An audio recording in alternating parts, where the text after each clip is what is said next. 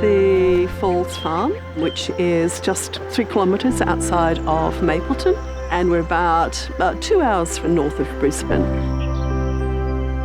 So my name is Ballinger. I am the farm manager. 40 acres is the size of the property, and so we have 2.5 acres under production.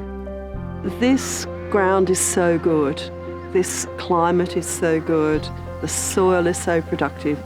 And we're incredibly fortunate that this particular area is imbued with amazing ferrosol soil. We have got a subtropical climate, and then we have plenty of water. So our natural capital is enormous. The farm was purchased in August 2013. The intent of purchasing this property was for my son and daughter-in-law to actually have a retreat from their business life. Within a week, we all sat down around a table with cups of tea and coffee and thought, no, this is too good, this property. It was speaking to us that, come and farm me. To be honest, we didn't really know. We had this vision.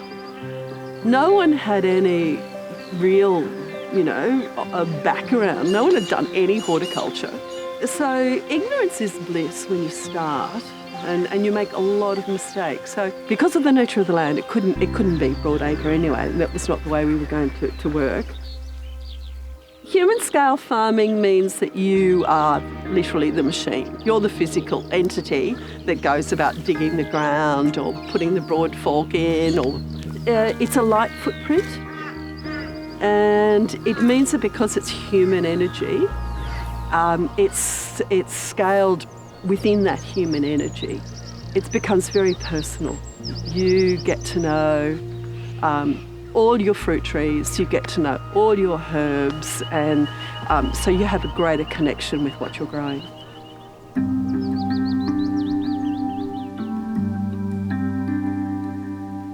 It hadn't been farmed for 18 years when the property was purchased.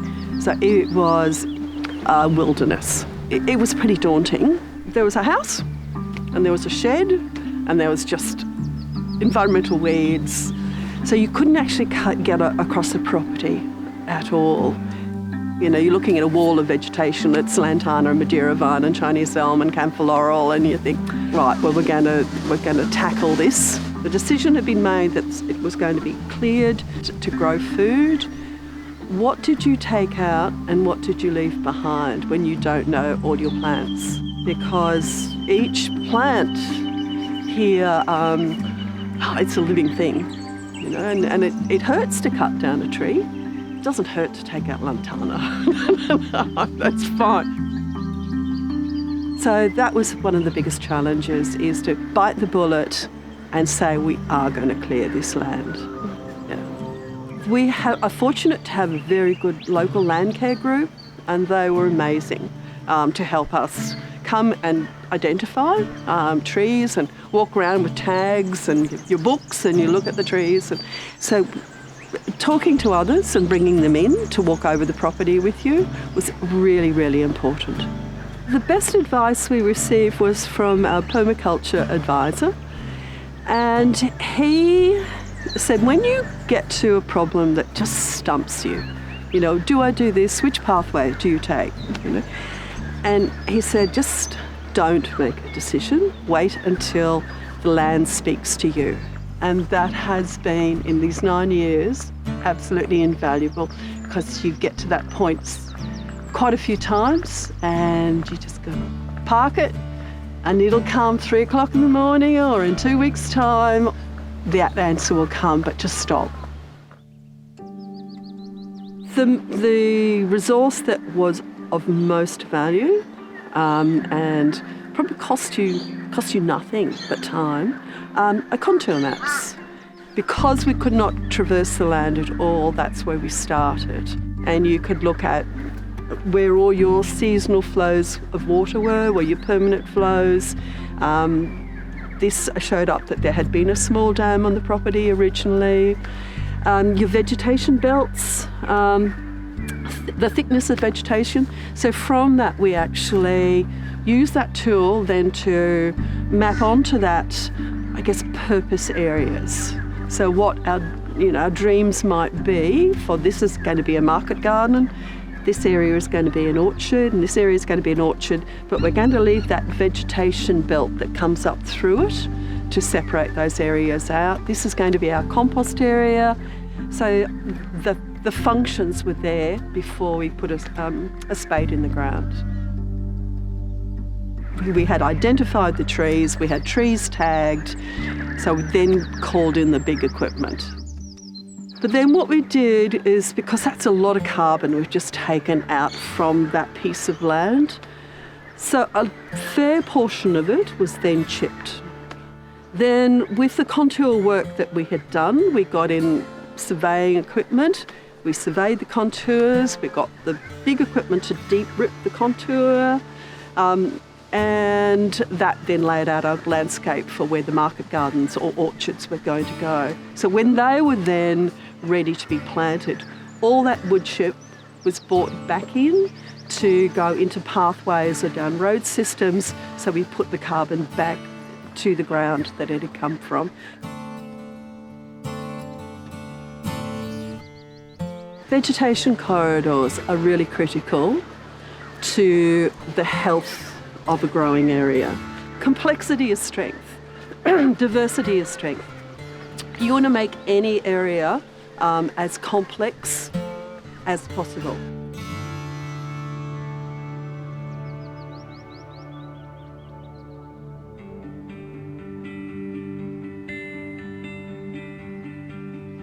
Soil health is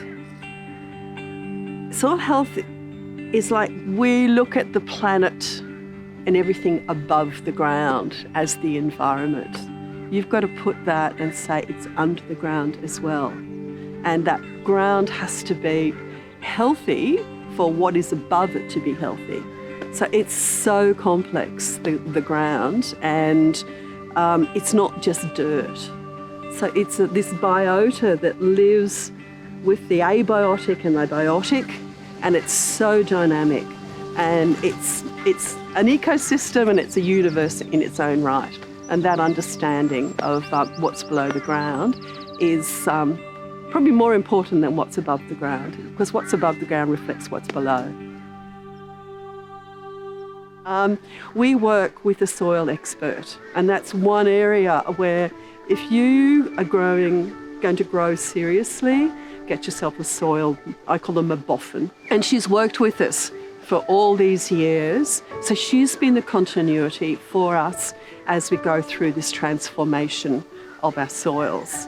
What that does when you have someone who is there monitoring your soils and gives you soil reports, you've got this continuous dialogue with your soil as it slowly changes. So we have started with very good soil, and our soil is getting better and better. To test your soil is really very simple, and it's not expensive. You take a soil sample from various parts of your growing area. So you've got to sort of say, okay, this area I'm going to grow vegetables, and you take your soil samples, you mix them in a stainless steel bucket, and you send it off to the soil laboratory. I think it costs you $120, and it comes back and you have, calcium, boron, magnesium, potassium, how much carbon you have, pH. So it gives you this whole list of what your soil is, what's happening in it. Now, unless you understand what all that means, that's then when you need the soil expert, because they will take all those figures and say, well, guess what? While you've got that calcium there and you've got that boron there, the relationship to how that behaves in your soil is a ratio between the two. So you might think, oh, I've got a lot of calcium, and then you might not have much boron, which means that's terrible. That's where the interpretation of someone who's an expert is invaluable. Our soil expert said, now, what are you going to grow? And I said, oh, well, we're going to have market gardens and we're going to have orchards. And she said, well, there's different requirements for those. With a tree, a long time, they have a different soil relationship to a market garden where you're turning things over quite quickly.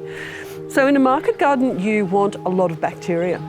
And I know that there's, the fungi are just super important, but fungi are really important for trees because of that longevity and the relationship they have to the ground and how the nutrient comes in through the relationships at the root zone. So therefore, there's two different inputs. And so in your market garden, while we use a lot of compost and a lot of organic matter, with trees, we use organic matter that takes longer to break down and nurtures the growth of the fungi. So you use wood chips or leaf fall that promotes that. Where in the market garden, we'll use things like molasses sprays because bacteria really like something sweet and they grows really quickly, or humeic acids and those sorts of things. You put in green manures, which introduce a lot of nitrogen into the ground. So two very systems to manage your soil. Probably the main thing to improve your soil, one of the easiest, and what I call that low-hanging fruit, are green manures. And green manure, you can have a very simple green manure. You can just throw out in summer oat seed and let the oats grow, harvest them or cut them off before they go to seed, or you'll have oats forevermore. And the main thing is that you leave the roots in the ground. Compost, in its purest sense of the word, is organic matter, which has degraded to the point so that it's accessible to a plant.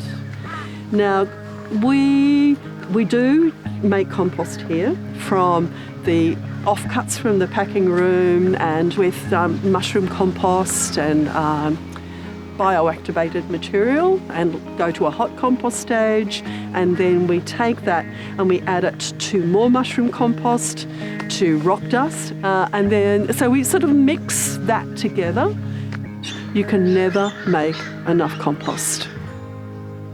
Over the 9 years that we have been slowly working in this land and responding to the changes, the soil has changed colour, it's changed texture, its organic matter has gone from originally it was about 6.8, it's now 10.4, and we just want to keep on building that organic matter. In all your soil tests, you can see the relationships between your calcium and your boron and your magnesium, and so they're all tracking really, really well. And then the taste of the vegetables is the other thing. We've recently been awarded Queensland a winner for the Delicious Produce Awards, and the category was From the Earth. And we didn't even know we were nominated. And it's a peer review process by chefs who nominated the farm for the produce. The taste is in the soil. The taste, the complexity comes from the soil itself.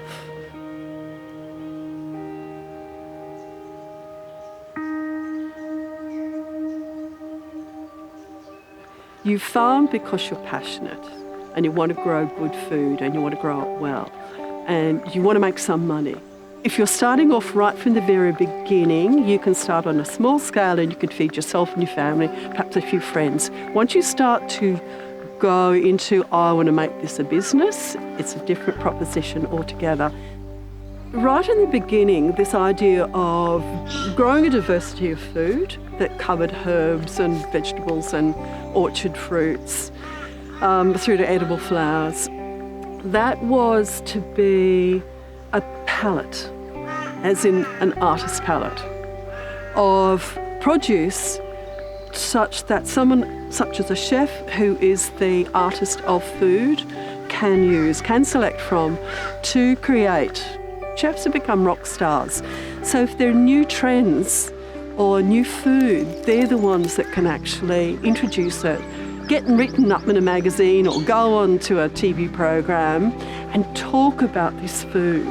And that's really important because there's more than broccoli and carrots and pumpkin and potatoes. There's a lot more food we should be eating, and we have been eating, but that food has been lost.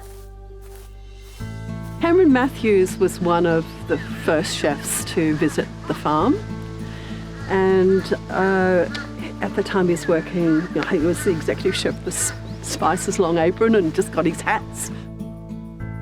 So I always source my produce from great suppliers. Obviously, talking about Falls Farm today, I think they're one of the best that are around. I think their food is just delicious. Everything I've had from the farm here has a different flavour to the generic, I guess, kind of fruit and vegetables that you get. Everything they grow is grown with love, care and attention to detail, which is exactly what I try and do within a kitchen. So you can take the produce that's grown here, do something very simple with it, and it makes you look really good as a chef, I'd have to say. I think there's an increased profitability from using things straight from the farm, purely because you actually end up with the leaves and all the roots and stems and bits and pieces of different products. Nutritional density is a word that's sort of coming out and about these days, especially when it comes to food that's been sourced properly. So from a customer perspective, if food is nutritionally dense, it generally has more flavour. So from my perspective as a chef, nutrient-dense food is what I'm after because the flavour is so much better, right? If it's not delicious, there's no point. I always look at carrots as sort of my barometer when it comes to deliciousness almost. Through here, we know the name and the type of carrot. There's purple haze and golf ball carrots and all these different types of carrots. When you try them against I call them donkey carrots in my kitchen, just big orange carrots from a generic sort of producer. The big carrots don't really have much flavour and they're really quite dry. When you have a carrot from here, they're sweet and they're juicy and there's all these other delicious things about the carrot. So there's a massive difference between what you'd buy, I guess, in the supermarket and what you'd buy from a farm when it comes to flavour. I find inspiration everywhere you look when you come to a farm. There's all these little things as well, parts of plants that we wouldn't normally use.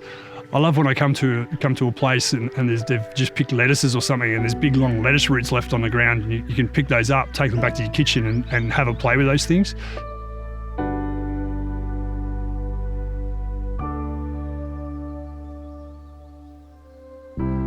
So we have done no marketing whatsoever as far as overtly going out to see chefs. There was a trickle effect and they heard about what we were doing and they have come to us. So it starts with a phone call or an email. Can we come and visit your farm or, whatever.